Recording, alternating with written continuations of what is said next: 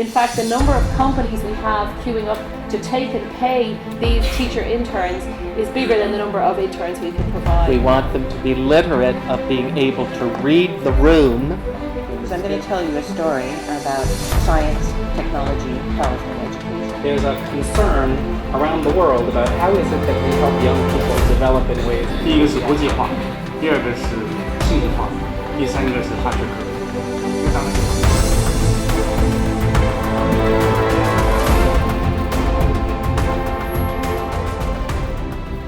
So Michigan State started probably 6 or 7 years ago a multidisciplinary initiative to work in the general area of autism and intellectual disabilities. So in the United States, the diagnoses for autism exploded. The number of diagnoses for autism exploded sometime in the last decade. And in Michigan, we also had a lieutenant governor who had a child with autism. We helped do a survey of services available for students with autism, and one of the things we found was that there was often not so many services available. The lieutenant governor helped push through legislation which required insurance companies to cover services for autism. So what this meant was there was suddenly a lot of financial support for students with autism and other students, and young adults, but not a lot of people who could actually provide the services because they hadn't been there before. Michigan State University decided that work in autism was going to be a priority. We've invested as a university both in the medical side, things to do with genetics and the biological mechanisms, and on the social science side on a various set of interventions to work with individuals on the autism spectrum. The group that is working on this is most of the social science people are in the College of Education, and they've decided to focus on transition periods in people's lives.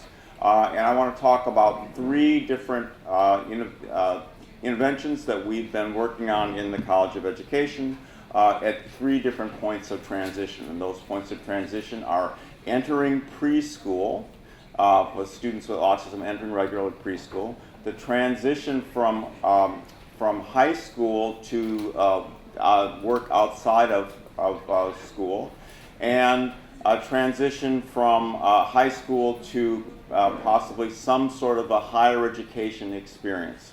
So first, the preschool part of this. We have a faculty member who's developed an approach to work in preschools where they work with a relatively small number of students, about 8 students in each school, and they pull them out and work with them for part of the day using the techniques, applied behavior analysis approaches in general with the students, and then work with the teachers in the preschool so that these students spend some time with the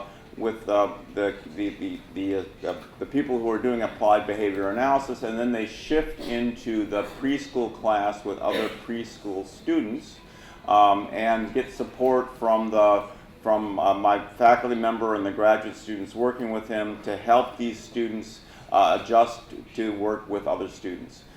We started in 1 school, we're now in 3 schools, and now the faculty member decided he can't run this in any more schools. And so we're working to franchise this approach and to work with intermediate school districts and other districts that would like to do this. The second transition is something called Project Search. This is something where 2 of our faculty members are working with the university to establish internships in a variety of places around the university for high school students with on the autism spectrum, and providing a full-time staff member who works with about a dozen students as they're working in settings. In my college, they work in the copy center. And these are students that spend all day, not every day, but some days a week, working as interns in these settings with supervision by a trained staff member so that they're learning the skills that they need when they leave school to be able to live independently. The funding for that comes from a variety of sources. Because these students are identified and diagnosed with autism, there are funds available from the state and from insurance companies to provide support for these things. The third point of transition, the same group of faculty members would like to provide an experience in college for students on the autism spectrum, where they would live in a dormitory, attend some classes that are about general life skills, but also audit other classes with students. So that, again, they would learn to live outside of the parents' care or out of an institution's care, so they could become viable for being able to live independent lives.